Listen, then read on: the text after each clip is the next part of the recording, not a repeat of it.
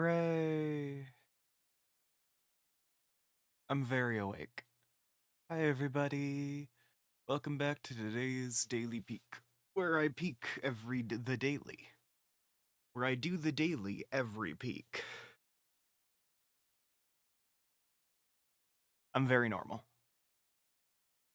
Some part of my computer is making an ethereal hum. I don't know what part, but there is an ethereal hum happening. It's a very pleasant noise, overall. It's just a little odd to have a kind of pleasant ethereal hum ever present in my, audioscape, I guess. Hey, Digi. Yeah, ethereal hum. That's how I'm doing today. Anyway, it looks like Botrix has successfully joined YouTube, so I can go ahead and just start up Peak right now. And I'm gonna go ahead and crack a Lost and Found Energy Strawberry Pop.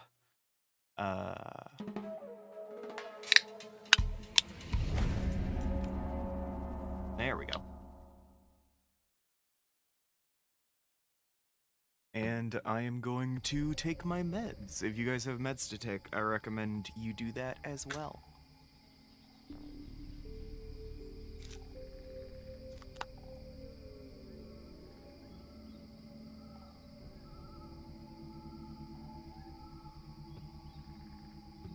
Oh, that went, like, perfect. None of my meds started, like, half dissolving in my mouth. That was perfect. That went amazing. There's a little hair in my mouth, I think, but otherwise. That went great.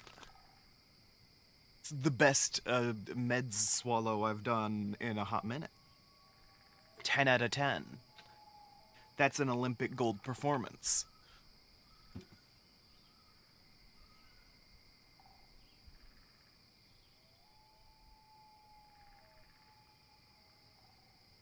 Heart emoji. And I am also going to eat my vitamins.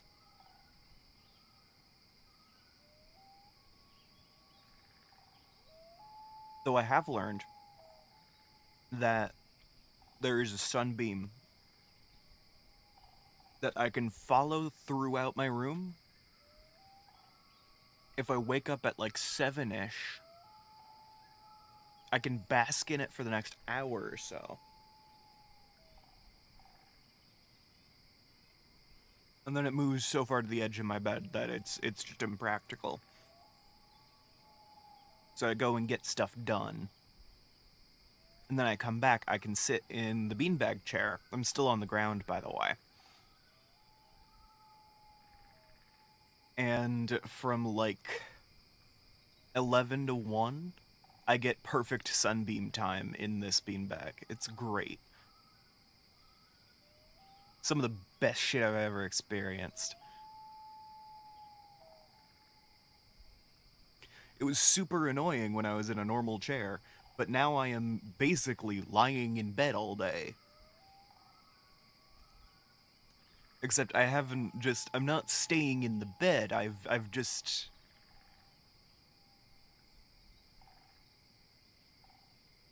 expanded what is bed. There's more bed.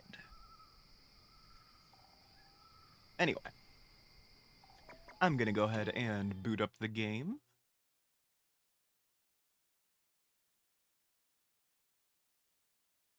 Also, I kept playing a little bit of the beta for that vintage story server I mentioned the other day.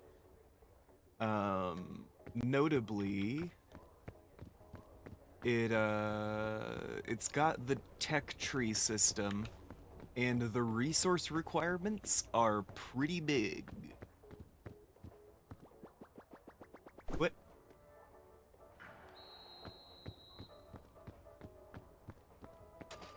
So I have been doing my best to direct people to the like optimal next project.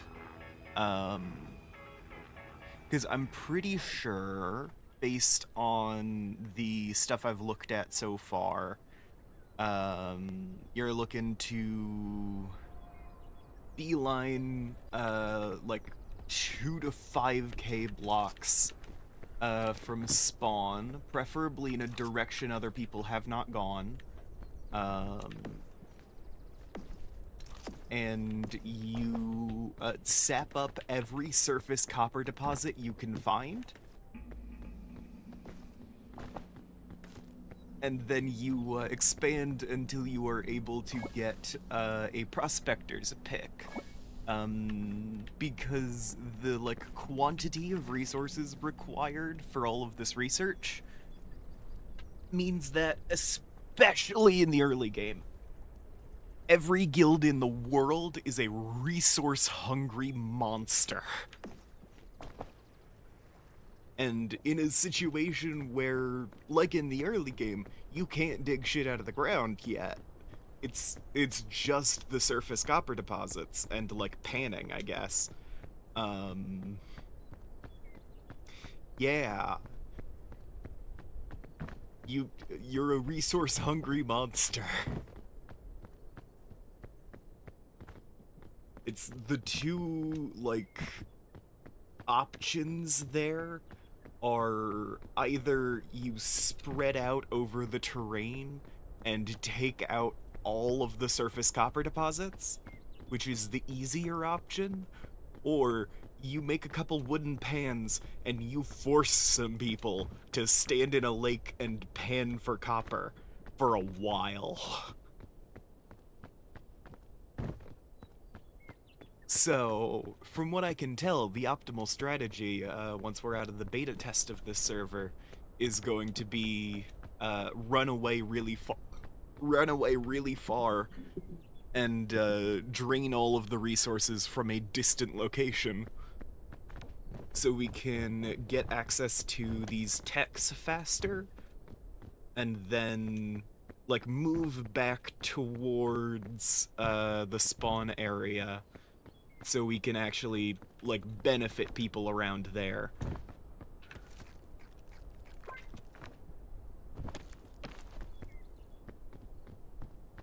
Because it's one of those, like, we have to isolate ourselves as we are in the early stages of growth, for fear that we accidentally, like, consume one of the neighboring guilds or whatever.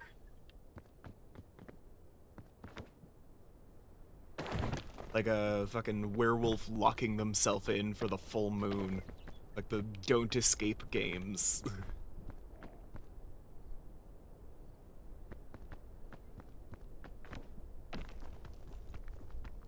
Every guild is going to be a resource-hungry monster, so you gotta start out by going as far as possible from spawn and, like, damage controlling, basically. Until you can get, I think it's like copper anvil forging that is the key tech for, you know, prospecting and such. Even then, like, yeah. Once you have access to prospecting, resource scarcity is much less of an issue. It is still an issue, unfortunately.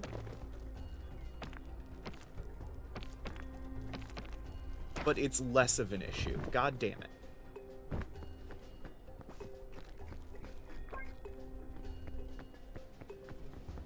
That was probably a bad direction to go anyway.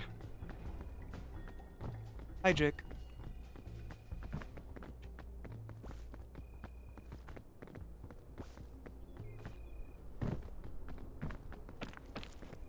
But yeah, I've been doing a decent amount of vintage story strategizing. So that's on the top of my mind right now.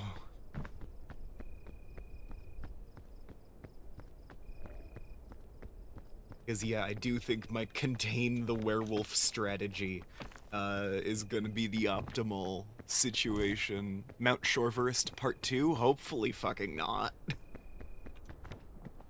Hopefully I check out the other side of the shore and it's just fine over here, and I just picked a bad location to start. Because if we have another Mount Shoreverest, I might, like, die in real life. I'm sitting on the floor. My arms are eye level. That would kill me, I think.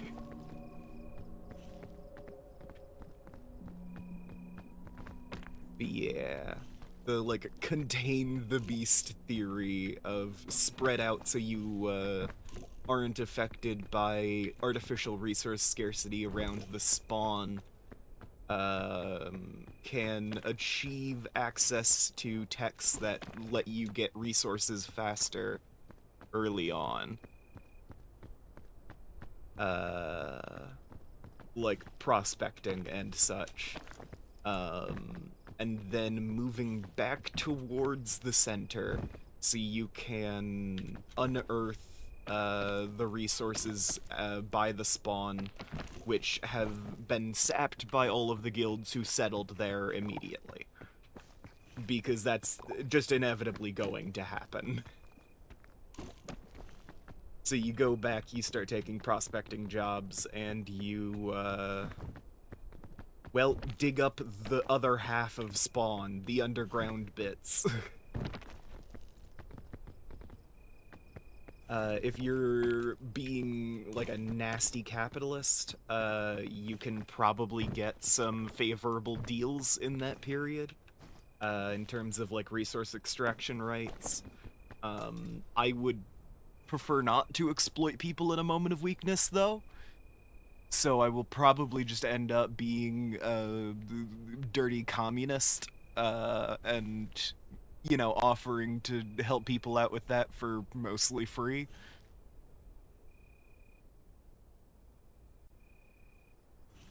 Besides, it's not like we are the most well-organized guild in existence, you know? There's gonna be other people who hit these techs first, I'm sure.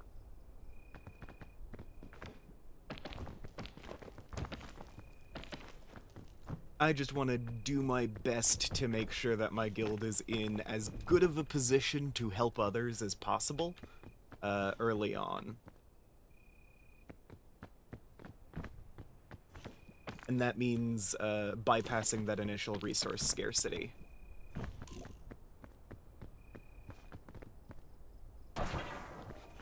And then, you know, helping other people bypass it, hopefully. Oh, I hate that. Oh. Oh.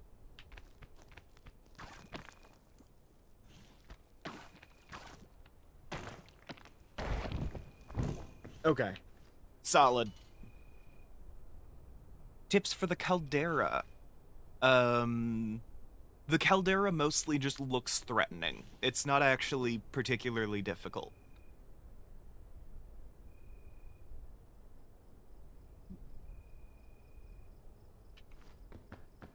It's very scary looking, but it's one of the easier biomes in the game. You have to just remember that, generally speaking, when you're looking at the caldera, it looks like a big lava field that's gonna kill you, and it's not. It is a big lava field, but it very slowly raises and lowers. As long as you can keep up with that, like, keep that cycle in your mind, you can dash pretty decent distances even on higher difficulty levels. Oh, that's pretty good.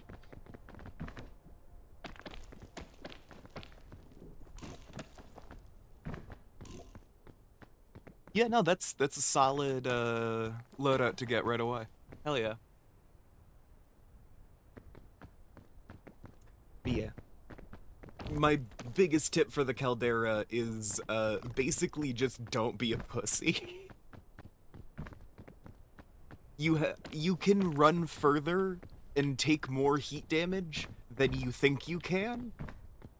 And as long as you are willing to take a bunch of heat damage and run long distances on hot rocks the moment the lava clears out, then you can make it really far. A lot more so than you think is possible. It's just one of those, don't be scared to take damage, as long as you are, you know, careful about, like, where you are routing beforehand. It doesn't really matter.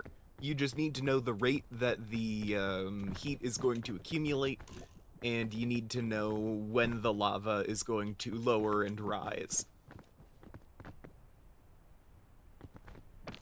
I also recommend jumping off of cliffs and using chains to break your fall a bunch.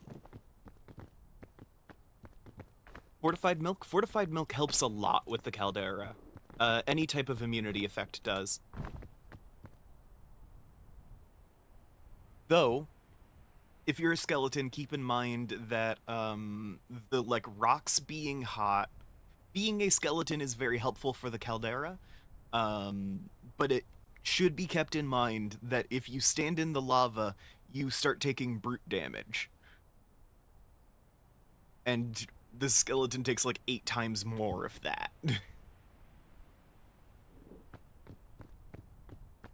It's one of those things that I found out unpleasantly the first time I got to the caldera and was like, wait, I'm a skeleton.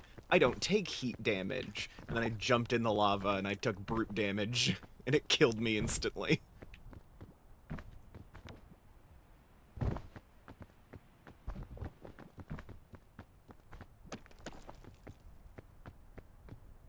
Like, yeah, a lot of it is just, it is not nearly as scary as it looks. Yeah.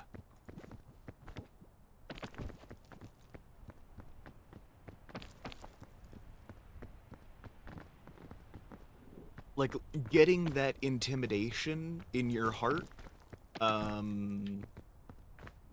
can really, like, throw you off your game, basically. Like, if you get intimidated by the caldera, you're gonna do worse at the caldera, because you're scared of the caldera. And the caldera only wins when you're scared of it.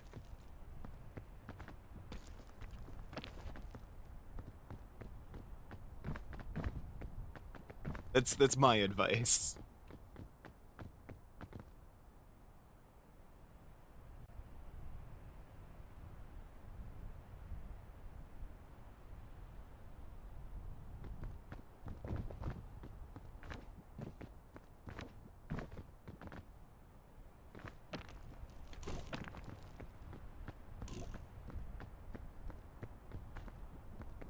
I just shoved a whole, like, chicken tender in my mouth.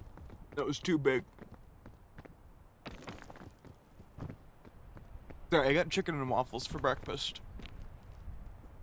By which I mean microwave chicken nuggets and toaster waffles. And I didn't want to spend the time finding jam. So... Or no, I didn't want to spend the time finding syrup. So I'm using jam.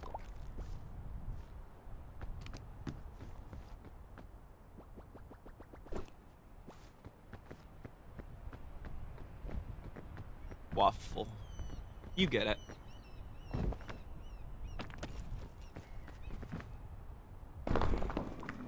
Ooh, anti-rip spool. That's pretty good.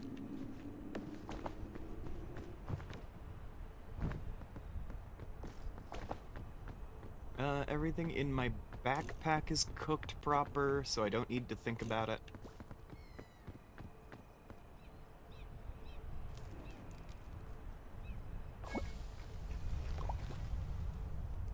Two,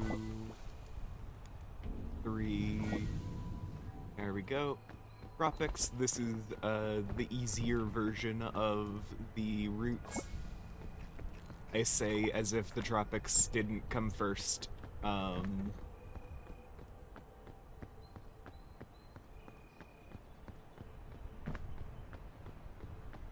Damn. That kind of fucks, though.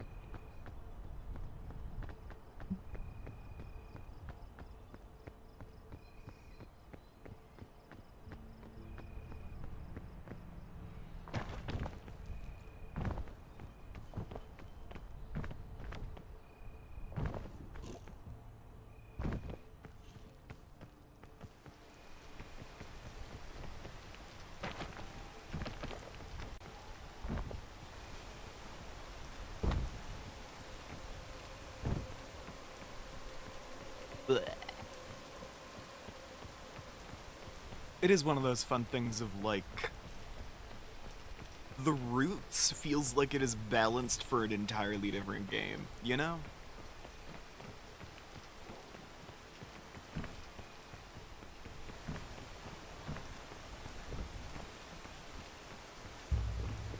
Because the tropics has a lot of these, like, passive hazards that are hanging out around, but not, like, you know, they aren't pursuing you or anything. But you do, the roots, and you've got the bugs that are chasing you, you have, the zombies that are chasing you, you have, like, everything is chasing you. It is taking an active role in your downfall.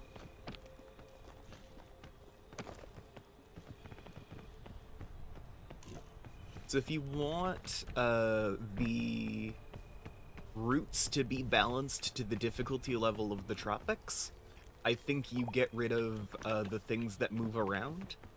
Or if you're an insane person like me,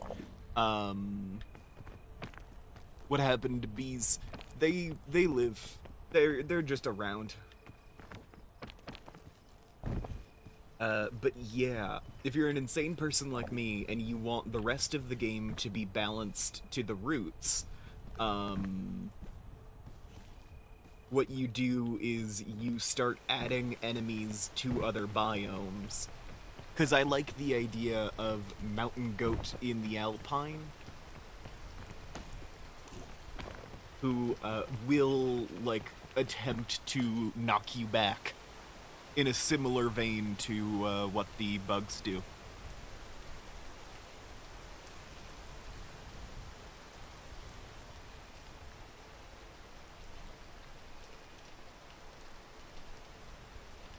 Or making the antlion a more present threat in the mesa.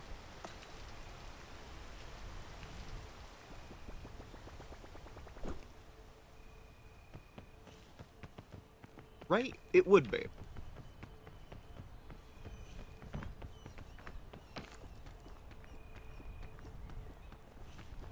Like a fucking ram that's just out to get you. It wants blood.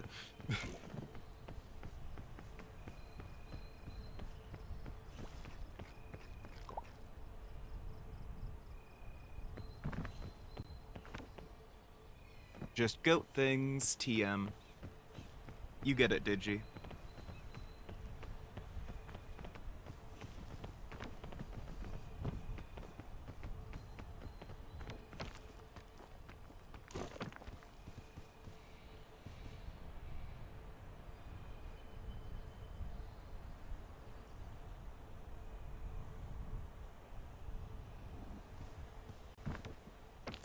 To be fair, I'm pretty sure most goats are out of blood, they just lack motivation.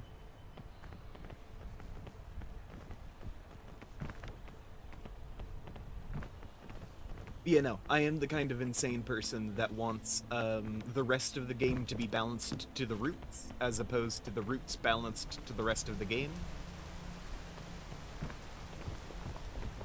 This creates a more hardcore experience, but, like, you know. I literally play daily. So that's my, like, mood here.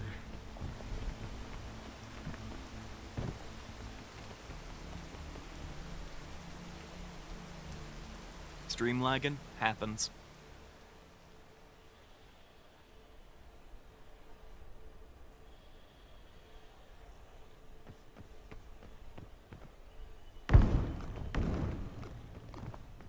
This is a land without gods, so I'm not surprised.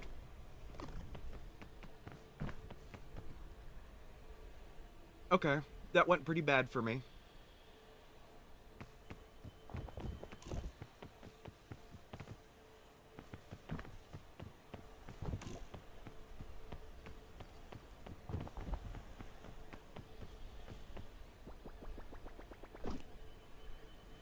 I went the wrong way and didn't want to stop holding my magic bean.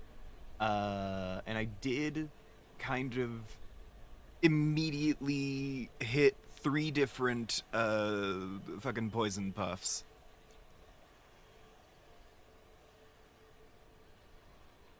That does always rule.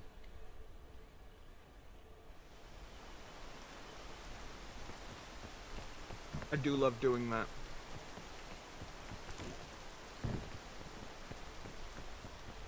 It's a shame that honey doesn't cure poison.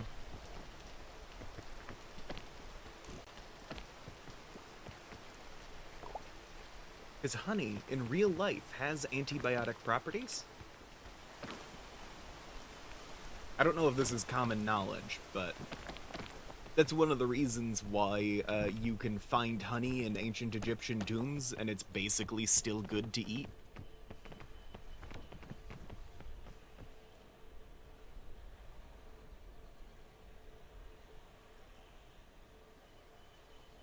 So it would be cool if eating honey got rid of a chunk of poison.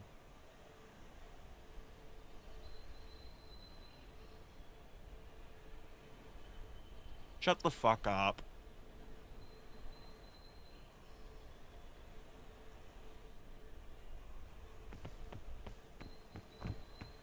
I used to be friends with the beekeeper's daughter.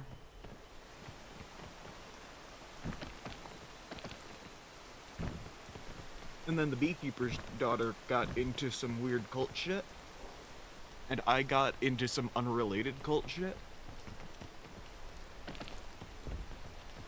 And being in two different cults didn't work out.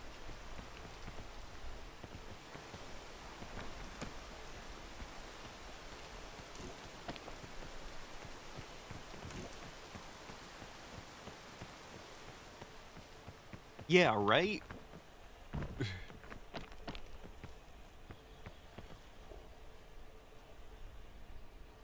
Oh, don't feed honey to a baby, because there are poisons that slightly older kids can handle that they can't. Well, Jake, I used to be close friends with a beekeeper's daughter, and that's why I know about the antibiotic properties of honey. And you called me a nerd, so I was like, well, actually, I was friends with the beekeeper's daughter, you know, until some other shit happened.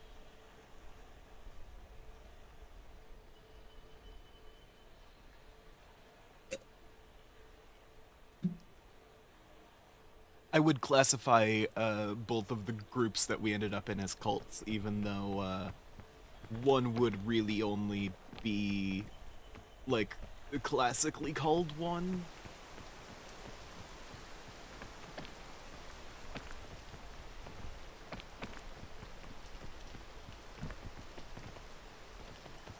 It's one of those, like, I don't know. Only one of the groups was high control.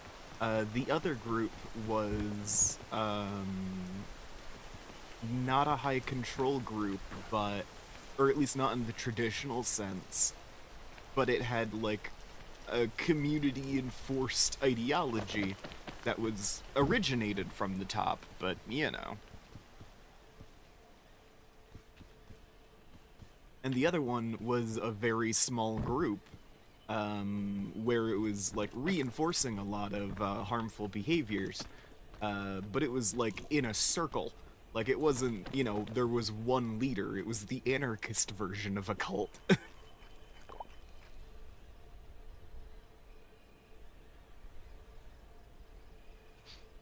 Where they were, basically, after consuming specific genres of online stuff, uh, they just kind of started self-reinforcing a ton of really harmful ideas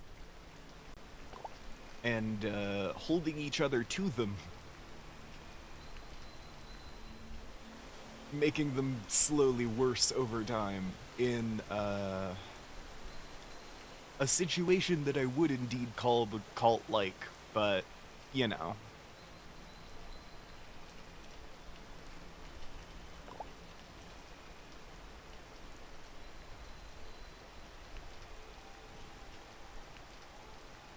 I don't know if it technically was one by whatever legal definition. Um, I also don't know how much I care about that.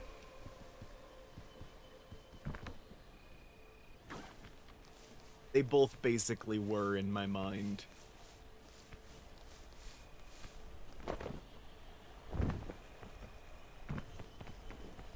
God damn it.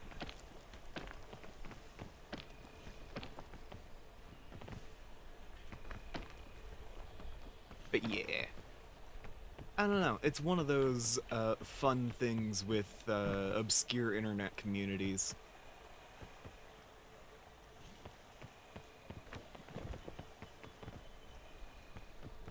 Sometimes they're cults.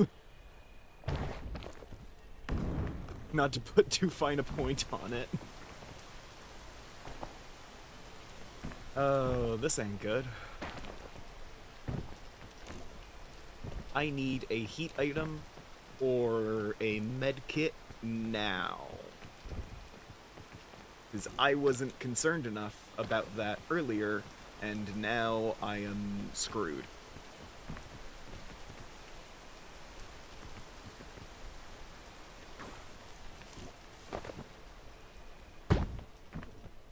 Fuck.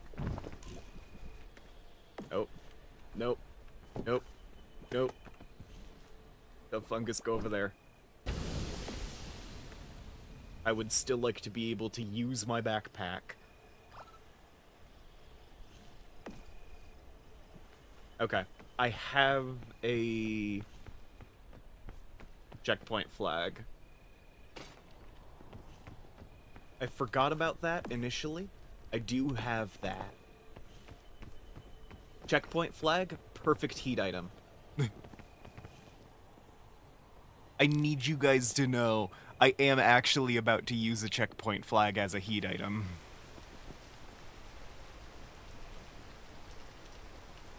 Because if you wait long enough, when you would ordinarily hit a fatal amount of gold damage, you can immediately close out that hypothermia bar, basically. And then, you know, in the intervening time it took for you to get to that point,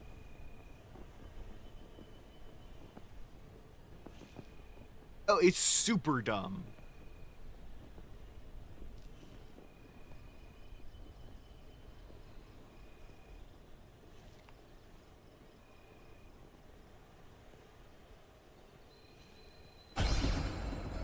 There we go.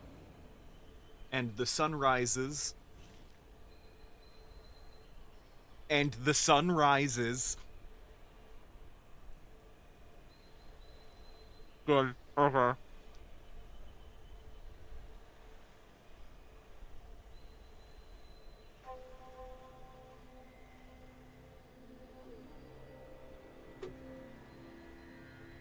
And it gives you a little bit of extra time.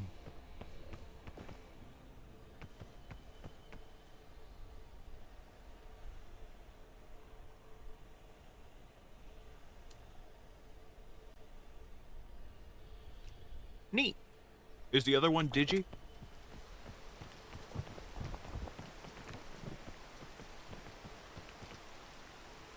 I think Digi should count.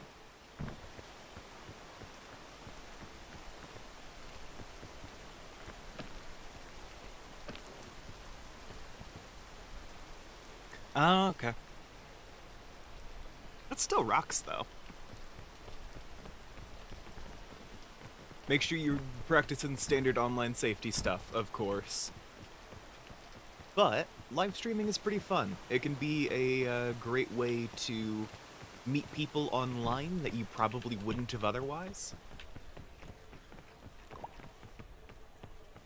Notably, you'll find folk who are, like, overseas quite a bit, either because people in Europe have more free time, or people in, like, the global south have, reduced living expenses and can survive on a relatively small streamer's salary. So that's like a sustainable job, despite the fact that they have 2,000 followers or whatever. Digi does count. Digi always counts. Digi, you matter. But yeah, I would recommend making full use of the fact that you should be like attempting to organize collaborations with other people who make similar content. Um, you should be posting clips to YouTube and TikTok or whatever, just whenever you do something that you think is funny.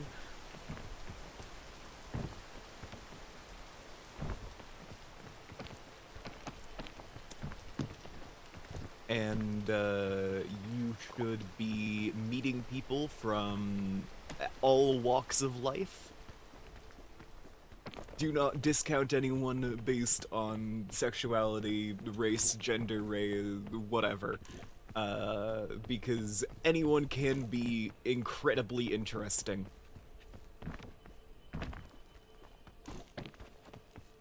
Not everyone is gonna be an amazing streamer. That's fine. Make a lot of friends. It's the best way to progress in any field.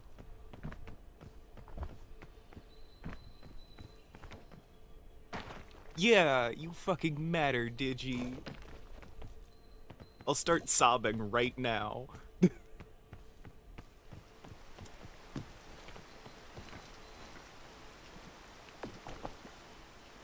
Nice, nice.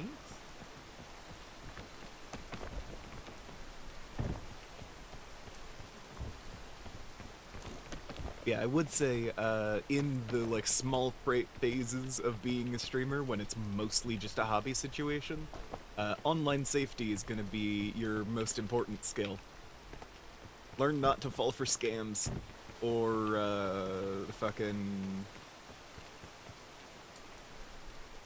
Learn not to fall for scams, learn not to give out personal information. I have given out a lot of identifying information in this stream series, so I'm a bad example. But it's one of those, like, wise up is gonna be the thing that you do while it's, the fucking still just a hobby, you know? And if it remains just a hobby, you have successfully wizened up.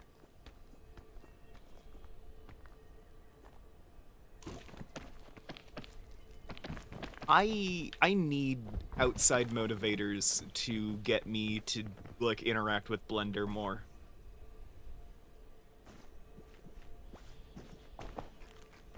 Because I had a great idea for a little horror short, and it is about a monster called a Herringon, which, yes, is just the D&D race. But I am, like, desperately afraid of hares specifically, which are a slightly wilder subspecies of rabbit. And I was watching horror last night and talking to my dog, because I talk to my dog instead of myself. Well, you see, my solution to that, well, two things. Like, join clubs and stuff. Generally speaking, like, teachers and teachers' advisors and all that kind of stuff, will stop people from being mean to you in smaller groups. If the teachers don't do that, leave the club.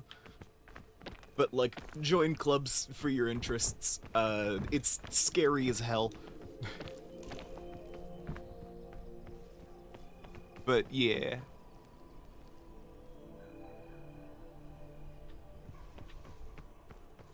One of the notable... Oh yeah, that makes sense, Digi. Okay. I still need someone to make me interact with Blender more, though. Unrelated now, but... Jazz Band, you're gonna join D&D Club? D&D is great for meeting new people, actually. I find that there is a certain level of emotional vulnerability that, as long as everyone is approaching, like, you know, intentionally and doing it, like, for the fun of it and everything, there's a level of emotional vulnerability that you need to have that allows for some level of quick bonding, even though the like medium through which you're doing it is playing characters, you know?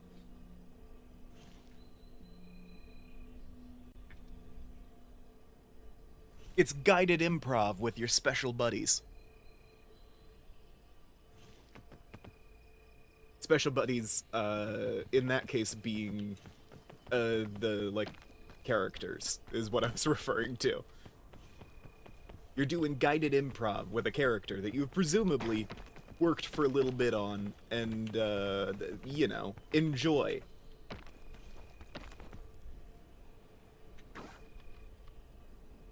Lovely.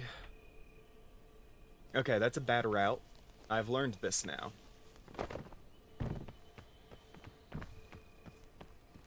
Guided improv with your special buddies. And you get to make new special buddies in the form of other people's characters. And if you're enough of a fan of someone else's special buddies, you do get to also be friends with them, and that's cool too.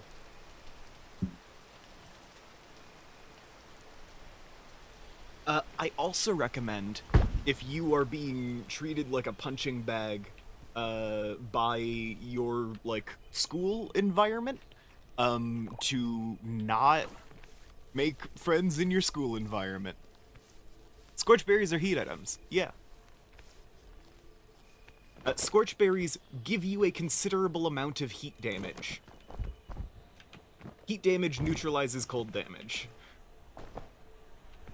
It's one of those things that feels obvious, but, you know.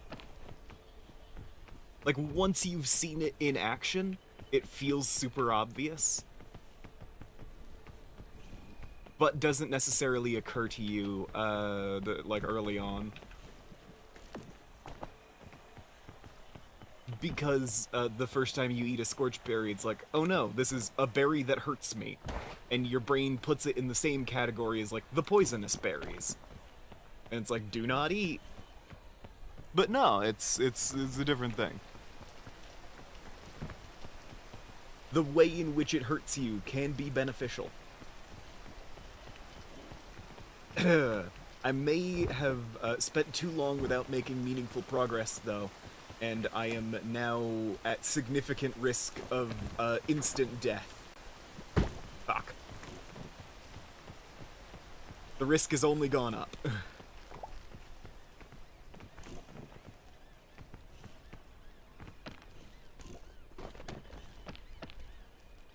I really thought I could stand there. Okay.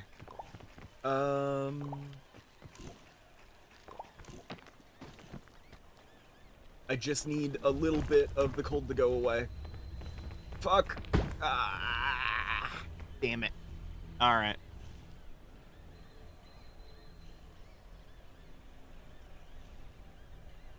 Yeah.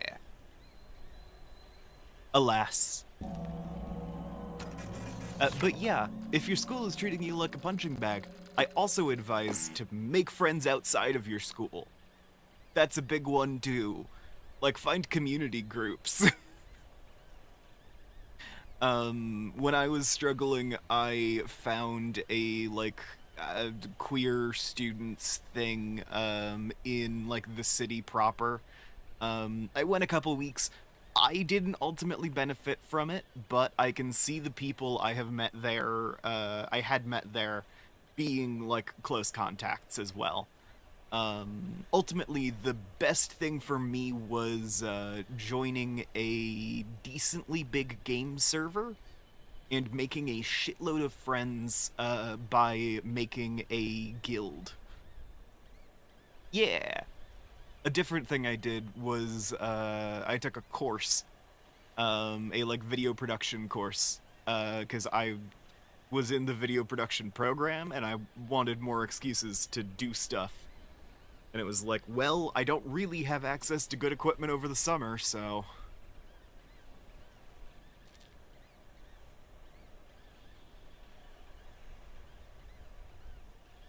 There's a really hot person who, like, grinded on my leg, but I was not comfortable in my sexuality at the time, So I did just freeze up. I regret that sometimes, but it was understandable enough as a reaction.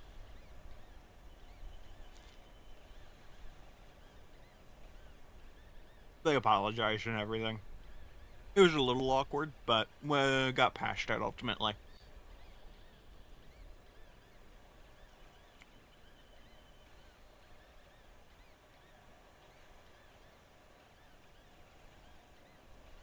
Like flirty stuff.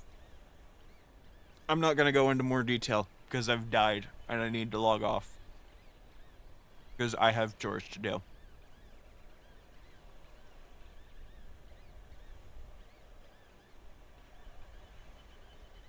All right. So, thanks to everybody who turned up for today's Daily Peek. I really appreciate your viewership. And this is your regular reminder to go out into your community, volunteer, and find opportunities to make friends with the people around you. Because those attachments to people in your local area are some of the most important things you can have, especially when things are getting bleak like right now. I can recommend arts groups. I can recommend like D&D groups. I can recommend soup kitchens. They're all great places to meet good people. All right. I will talk to all of you guys tomorrow.